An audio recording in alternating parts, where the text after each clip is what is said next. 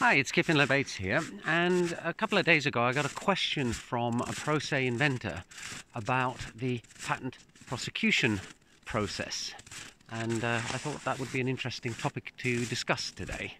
So firstly, I don't think that the inventor in question was aware that the second stage of getting a patent is called prosecution. The first stage is drafting and filing a patent application.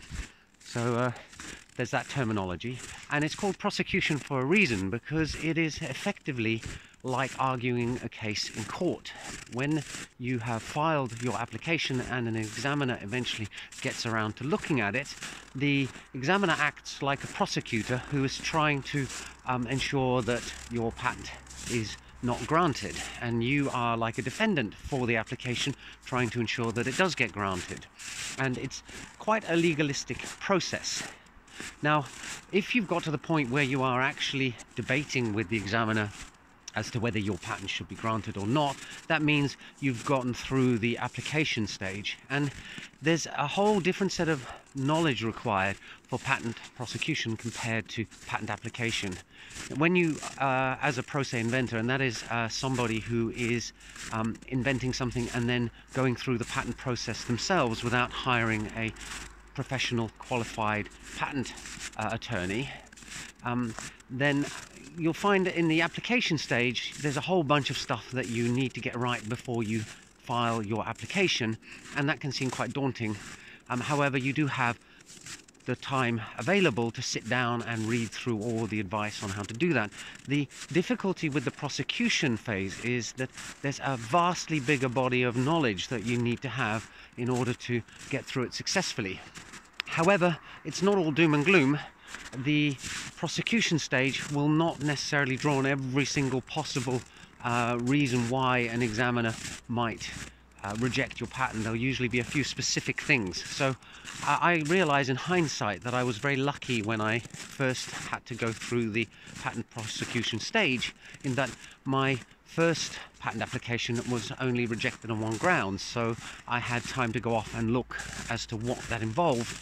And then as further of my patent applications were examined by patent examiners, more and more different rejection reasons arose, and each time I had the time to go off and look at them one by one. So it was quite a long ongoing process, but fortunately I didn't have to sit down and cram it all in one go.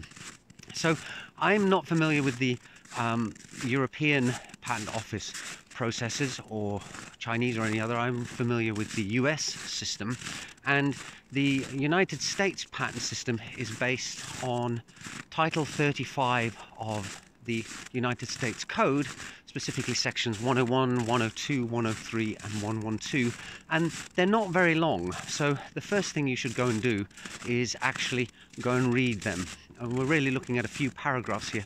They kind of encapsulate the whole idea of what makes a patent application valid to be granted as a patent or invalid.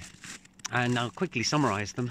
So 101 looks at whether or not what you're trying to patent is actually allowed to be patented, and that is called statutory material. So for example, you can't patent a law of nature.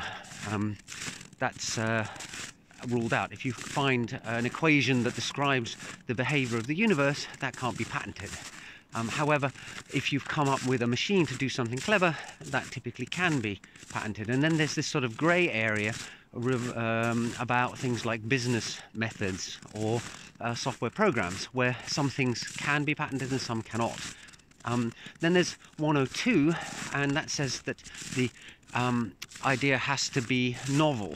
So an examiner may find a paper or a patent application that describes exactly what you have presented, and that means you won't get your patent. 103 is about obviousness or non-obviousness. So that's a tricky one again, because of course obviousness is a subjective term.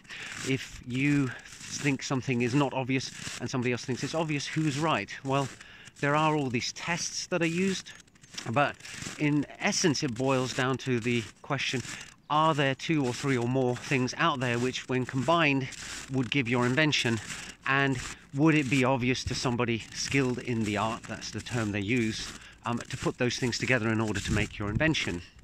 And then finally, 112 is about informalities in your patent application. Have you not used the right phrases? Are the claims that you're submitting, these are the things that where you're trying to stake your ground for your invention, are those claims supported in the specification that you provided?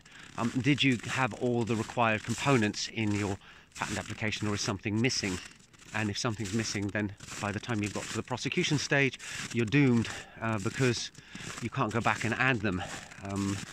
And you've already probably disclosed the fundamentals of your invention anyway, so it's effectively going to become public property. So then I've talked about the 35 USC 101, 102, 103 and 112. The other thing that is of interest if you're going to prosecute a patent application on your own rather than using attorney is what's known as the Manual of Patent Examination Process, or MPEP. And this is a huge tome. Fortunately, it's online. And this is where you go to find all sorts of examples of how examiners are going to reject your patent application and what kind of arguments there are that you can use to get around the rejections. Now, I think this is the point where I should mention that there's a bit of a difference between a patent attorney prosecuting a patent and a pro se inventor. The patent attorney is going to know all the legalistic tricks that can be used, and legal arguments and case histories that they can draw on in order to say, well, examiner, you're rejecting the patent for this reason, but if you look at this court case, you'll find that it's not a valid reason. And as a pro se inventor, you're not going to have that body of knowledge. It's going to take years to build that up. However, one advantage that you do have as a pro se inventor over a patent attorney is that you know the invention inside out. You know the field, you're aware of the technical stuff. So when it comes to arguing with an examiner, the first and best strategy for a pro se inventor, in my opinion, is to go for the technical rather than the legal. You can explain to the examiner that they may have rejected your invention because they think it's a copy of another invention, but actually if you look at the technical basis for your idea and the other idea, you can start drawing out why they are different. These arguments, I think, are often convincing, and quite frankly, I think they are some of the more valid arguments for allowing patents, because they actually get to the heart of the matter. What is the invention? And it becomes less of a game played in the legal arena and more one of an engineering nature. And ultimately, of course, that's kind of the idea of inventions. They are typically engineering products. So what else is worth raising when it comes to patent prosecution? Well, you'll find that there are lots of different types of examiners. Some of them are very sort of sticklers, nitty-gritty, really focus in on the wording that you're using. Others have a more sort of lackadaisical general approach to the whole affair. However, having said that, they are still in my experience, pretty dedicated and pretty focused on what they're doing. They don't take it lightly, and that's a good thing too, because patents are quite serious things. It's a significant contract between the inventor and the state. You know, you're making your invention public, and in return, you're getting a license to exploit. Exclusively exploit your invention, or rather, it's not that actually. You get a license to prevent other people from exploiting your invention without your permission. There is actually a subtle difference there. Another thing to remember is that the patent examiners, generally they're dealing with patent attorneys. It's actually fairly uncommon for them to have to deal with pro se inventors, and I found that on the whole they seem to quite like that, because when they have a pro se inventor in front of them, they're actually getting to talk about the real substance and heart of the invention, and I found them to universally be very supportive of me as the inventor rather than just another lawyer. And actually, it does say in various places that they are meant to provide assistance to pro se inventors wherever they can. For example, A patent examiner will not go and point out to a patent attorney where there is something in the patent that the examiner thinks may actually be patentable.